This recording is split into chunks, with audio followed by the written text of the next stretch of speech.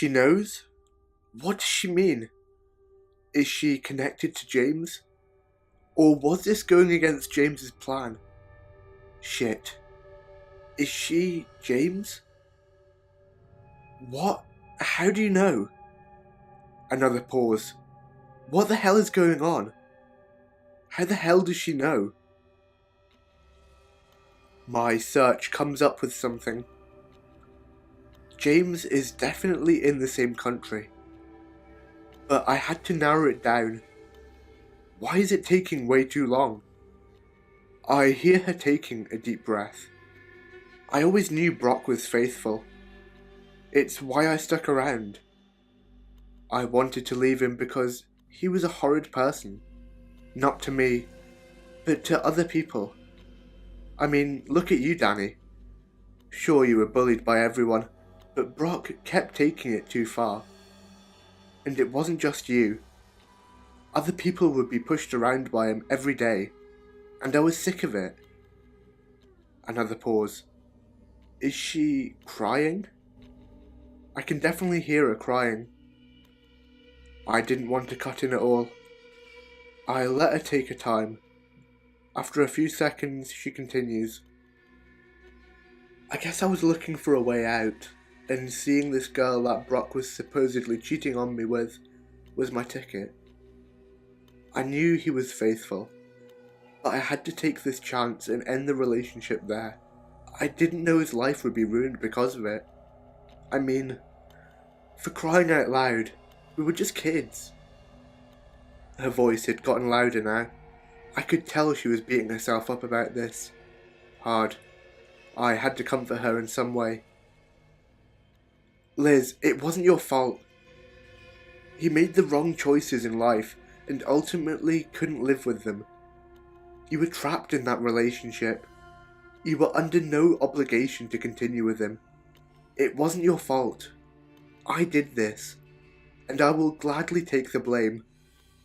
I gotta still ask though, how did you know it was me? She laughs. I guess that was a stupid question.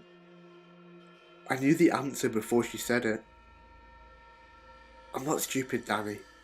I know Brock isn't the type of person to get into trouble with Anonymous or stuff like that. I snorted. I knew that Brock pissed off someone who was good with computers, and the only person I could think of was you.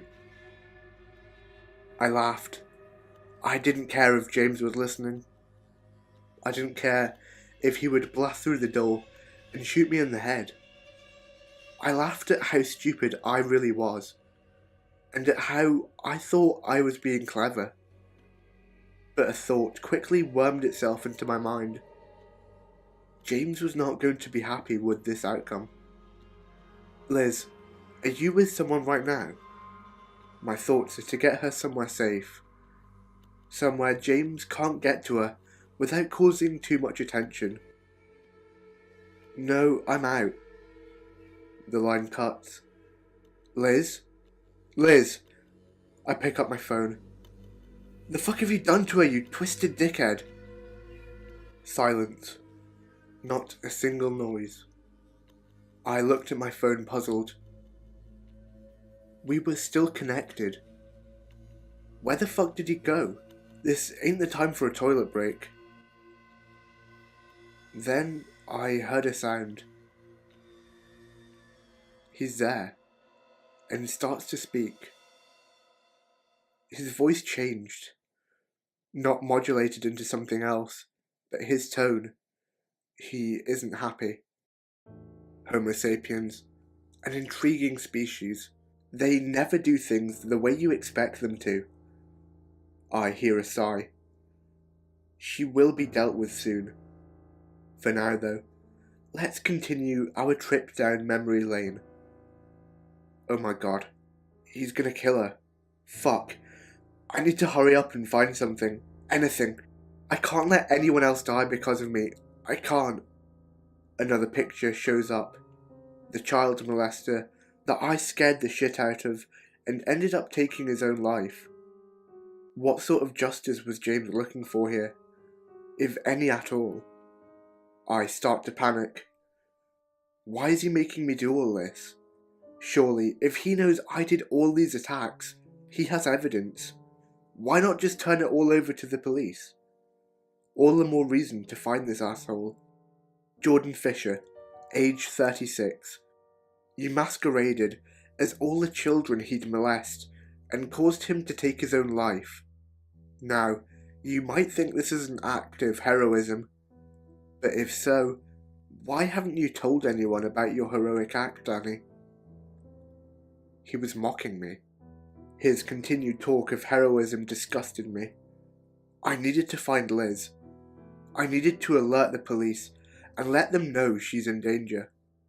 And what do you suppose you're doing now, James? Are you a hero to these people? Are you acting out their revenge? Wake up, shithead. These people are criminals. All I did was rid the world of them. I looked over to my search window. It was narrowing it down. Finally getting somewhere. Back to tweaking the voice recording. I felt like I was getting closer to finding out what James's real voice was like. But it wasn't male. It was definitely female. Well, anything that will tell me anything about James will help. One thing is certain. People feel safe as long as they're under the illusion that they are secure. Once you break that illusion, once you burst that bubble, they start to panic. And one thing you can be certain of, people that panic fuck up everything. Human nature, I guess. James responds, "Justice? I'm not doing this for justice, Danny. I'm playing a game with you. It doesn't seem like you understand what the game is yet. I feel sorry for you. Anyway, let's continue. Fisher had a daughter. Did you know that? She was 15 when her dad took his own life. Tell me, Danny, don't you think she should know why her dad died? I mean, it's only fair, right? Time to confess. Oh, I almost forgot. Her name is Sarah. You'll need that when you talk to her." As before, another number was dialed from my Skype and began to ring. She was 15? I was 16 at the time. Fuck, how can a child molester have kids? I deprived one of her dad. But he was a monster. What have I done? Hello? Who's there? Help me. A girl. Her voice aching with distress. I could hear an echo. Where is she? And why does she sound like she's in trouble? James started to speak again. Danny, you better answer her. Who knows what might happen to her? Another one of his laughs echoed through my phone speakers. He disturbed me. I guess I had no choice. Sarah? Are you okay? What's going on? I thought it'd be best to check if she was alright first, before confessing to my crime. Chivalry and all that bullshit. I don't know. I think I'm okay. I can't feel my legs. Her breath rate starts to increase. Who are you? Where am I? Help me, please. The fuck is going on? Did James kidnap her? I needed her to calm down. The hell kind of twisted game was this? Just calm down, Sarah. Take deep breaths. Can you look around and tell me what you see? I turned to my phone. James was silent. I wasn't having it. It was time for some answers. Okay, James, what the hell is going on? What have you done to Liz and Sarah?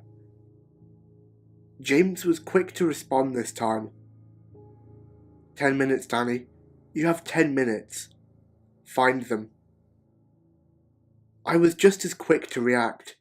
Screw trying to find James now. There are innocent lives on the line here. I need to find them. I need to trace Sarah's phone, and I had an idea how.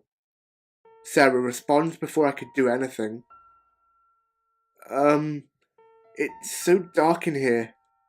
I see a camera on a stand in front of me. I'm in a chair, but I can't get up. I can't feel my legs. It's so dark here. Oh my god, what's going on? Damn it, he's probably using a burner phone. No good to me right now. Tracing it will take ages. Hang on. Sarah is 19. She has got to have a smartphone. Sarah, listen to me very carefully. I need you to feel your pockets. Do you have a smartphone? And if so, what is it and is it on you? I hear a few groans. Whatever James did to her was painful. My guess was her legs were broken. Yes, I have my iPhone with me. It's not dead. Shall I call the police? She asked hesitantly. I could tell from her tone she was happy she still had her phone on her. If she calls the police, she dies instantly, James snaps. If you don't want her to die, you have to find her yourself. Damn, I didn't intend to rely on the police anyway, but they would have helped. I need to find a way to explain to her just how dire the situation was without making her panic enough to call the police. I didn't think James would be happy with me telling her the conditions of our little game. My brain worked quick. Sarah, no need to call the police. I'm a detective, Haynes. I've been looking for you as you have been missing for a while. Now, I need you to tell me what your iCloud username and password is. I'll track you using your Find My Phone. I try to keep my voice calm. I didn't want to induce panic. She gives me her details, and I log on to iCloud and I look for her phone. Within a matter of seconds, it shows me the location of the phone. Not far from where I live. A 5-minute walk. Got her location, James. Now let her go, I say fiercely. Another laugh. How the hell can someone enjoy this? Oh, Danny, I didn't ask you to give her location.